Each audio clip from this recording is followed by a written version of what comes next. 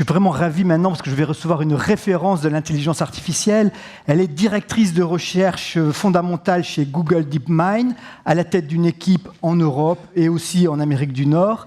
Après 2 décennies en Californie, elle vit désormais à Paris, mais elle s'occupe aussi des équipes qui sont à Londres. Vous êtes diplômé de Polytechnique, de Stanford.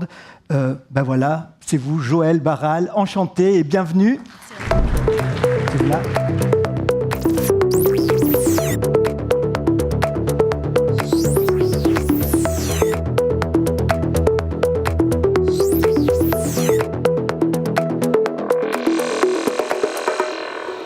Joëlle, pour commencer, une question assez simple.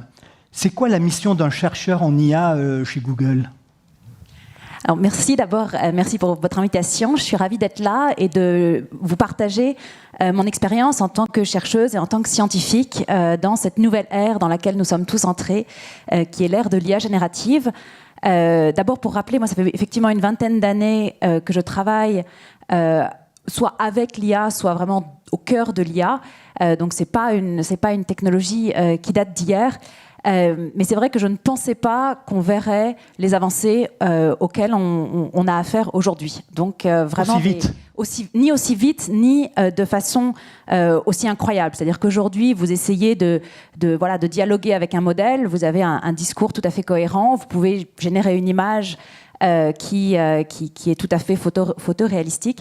Et si vous vous souvenez, il y a moins d'une vingtaine d'années, on ne savait pas reconnaître un QR code. Donc c'en était l'état de l'art en computer vision il y a une quinzaine d'années, quand j'étais encore à Stanford.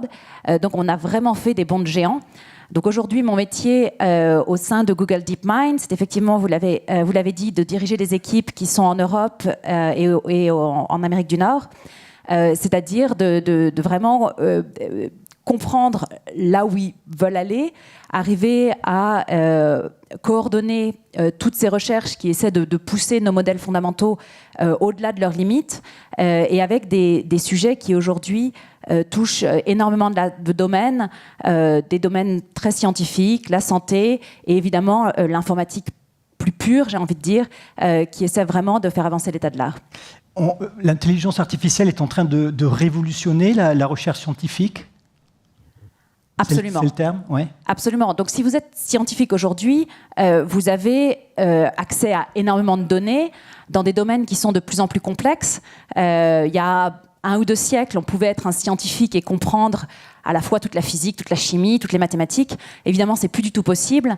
Même nos prix Nobel, Alain Aspect sera le premier à vous expliquer qu'au-delà de son domaine de physique bien précis, il n'est pas un expert sur l'ensemble de la physique. Donc il y a vraiment une complexité des domaines qui est extrêmement élevée, avec des données qui se multiplient de plus en plus. Et donc, un scientifique, c'est avant tout quelqu'un qui veut modéliser le monde, qui veut le comprendre. Et aujourd'hui, l'IA et l'IA générative nous permettent de faire ça et transforment le travail du scientifique de façon très profonde. Pour vous donner quelques exemples, on prédit la météo aujourd'hui avec une précision supérieure à celle des modèles classiques, des modèles de physique, grâce à l'IA. On a notamment publié quelque chose qui s'appelle GraphCast et qui permet cette prédiction à 10 jours. Mais des choses aussi variées que arriver à mieux confiner le plasma pour les tokamaks en fusion nucléaire, ou adresser des sujets de biodiversité, ou évidemment la santé. Donc vraiment un spectre de domaines qui vont être complètement bouleversés par l'IA et l'IA générative. Alors vous parlez de la santé, c'est un peu votre spécialité. Vous avez déposé énormément de brevets sur ce secteur-là. Concrètement, ça va changer quoi dans la santé ? Alors en santé, on a effectivement des modèles qui nous permettent aujourd'hui de répondre à la fois à des sujets, j'ai envie de dire mondains, donc tout un côté administratif de la santé qui peut être facilité, un peu comme ce qu'on a vu dans la présentation précédente, qui peut être facilité grâce à des modèles. On a surtout toute la science, c'est-à-dire la découverte de médicaments, la personnalisation de la médecine qu'on peut attaquer grâce à des modèles d'IA générative. Chez Google DeepMind, on a fait AlphaFold, dont vous avez peut-être entendu parler, qui a permis pour la première fois la prédiction de l'ensemble des protéines connues de l'humanité, les protéines étant vraiment l'élément constitutif du vivant. AlphaFold, c'est un modèle qu'on a mis à disposition de la communauté scientifique. Et aujourd'hui, plus de 2 millions de scientifiques de par le monde l'utilisent, plus de 45 000 en France, il a donné lieu à énormément de publications, et donc ça change complètement en tant qu'outil la capacité du scientifique, enfin ça change le travail au quotidien du biologiste en particulier. Et quand on a fait ce travail, je crois que ce qui est très important en santé, c'est de bien poser un cadre de responsabilité pour encadrer à la fois les recherches et pour encadrer la façon dont on met ensuite à disposition de la communauté scientifique ou du grand public toutes ces avancées. Donc moi, j'en ai pas parlé, mais je fais aussi partie de notre comité en responsabilité et en sécurité qui fait en sorte qu'en amont comme en aval, c'est-à-dire au tout début de nos recherches comme au moment de la mise à disposition du grand public, on garde bien en tête nos principes qu'on a énoncés dès 2018, à savoir que l'IA doit être au bénéfice de la société, qu'elle est vraiment au service, qu'elle doit rester un outil. Et donc ça, c'est d'autant plus important en santé, où évidemment les enjeux sont immenses. La data, la donnée, c'est vraiment le nerf de la guerre. Il faut qu'elle soit de qualité, qu'on ait des volumes. Et en matière de santé, bien sûr, le côté personnel et sensible est évident. Comment on fait Alors en fait, ça dépend beaucoup des cas d'usage, c'est-à-dire on regarde pour chaque cas d'usage quelle est la donnée appropriée. Quand vous regardez, donc nous on a notre grand modèle de langage s'appelle Gemini, on a très tôt, et avant Gemini on avait un modèle qui s'appelait Palm, et très tôt on a cherché à comprendre qu'est-ce qui va se passer quand on applique ça à un corpus médical, au départ en travaillant sur des données publiques. Donc il y a énormément de bases de données qui sont des données multimodales, que ce soit en pathologie, en imagerie, des IRM, des scans, etc. Et donc toutes ces données, ces bases de données qui ont été construites au cours de la révolution précédente en IA, donc qui était l'IA étroite, ces bases de données sont accessibles aux chercheurs. Et donc c'est au départ, à partir de ces données-là, qu'on a fine-tuné nos grands modèles pour qu'ils soient capables de répondre à des questions qui sont par exemple, des examens que les étudiants en médecine prennent. Donc ça aussi, c'est des données qui sont bien rangées, qui sont publiques, etc., puisque c'est ce sur quoi les écoles de médecine s'appuient pour faire passer des examens à leurs étudiants. Les données, en particulier, pour ce à quoi je pense, ce papier-là, c'était des données en Inde, au Royaume-Uni et aux États-Unis. Donc ça, c'est le début, c'est-à-dire quand on s'applique à créer un modèle fondationnel qui ensuite va pouvoir être utilisé pour un certain nombre de cas d'usage. MedPalm, MedGemini, on l'a mis à disposition de nos partenaires sous l'appellation MedLM, et ensuite ce sont nos partenaires qui peuvent ajouter des données à eux en fonction des cas d'usage pour lesquels ils veulent utiliser ce modèle. Donc ensuite, il y a, j'ai envie de dire, autant de cadres et de spécificités par exemple, en santé, il y a beaucoup de sujets de données souveraines.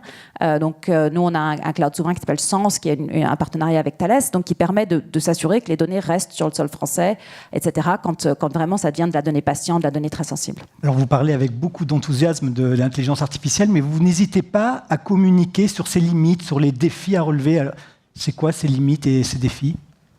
Alors bien sûr, je pense que l'IA est une technologie qui est amenée à modifier, à toucher énormément de monde et à modifier énormément de nos industries. Donc évidemment, on a appelé de nos voeux une approche et audacieuse et responsable depuis le début. Je vous parlais de nos principes de responsabilité qui sont vraiment quelque chose qu'on intègre au jour le jour.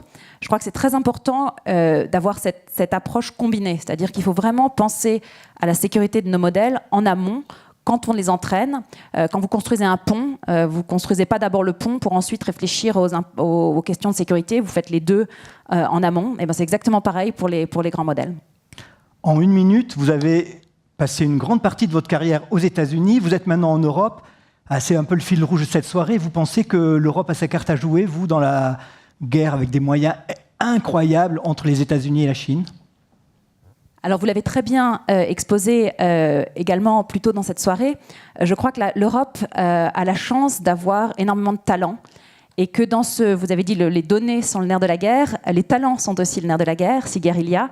Et ces talents, on a la chance de les avoir, notamment en France, grâce à notre formation vraiment appuyée sur les mathématiques. Et ça, je crois qu'il faut arriver à renforcer cette force. C'est-à-dire qu'on a beau avoir une histoire mathématique tout à fait exceptionnelle. Les dernières années ont montré que les jeunes filles, la diversité s'éloignent des mathématiques dès qu'elle a le choix. Donc il faut vraiment faire attention à bien garder, à bien cultiver ses talents et ne pas prendre ça pour acquis. Je crois qu'on peut voir des différences très marquées sur juste quelques années. Donc ça, c'est vraiment la première force qu'on a en Europe. Ensuite, et je pense qu'une des vidéos vous l'a aussi montré, cette approche qui est centrée sur l'humain. Je crois que c'est très important et on s'y attache énormément dans notre recherche également. Les questions qui vont se poser sont des questions à l'interface entre nous tous et comment on va s'appuyer sur ces modèles. Et donc avoir une approche et un cadre réglementaire centré sur l'humain est aussi une grande force.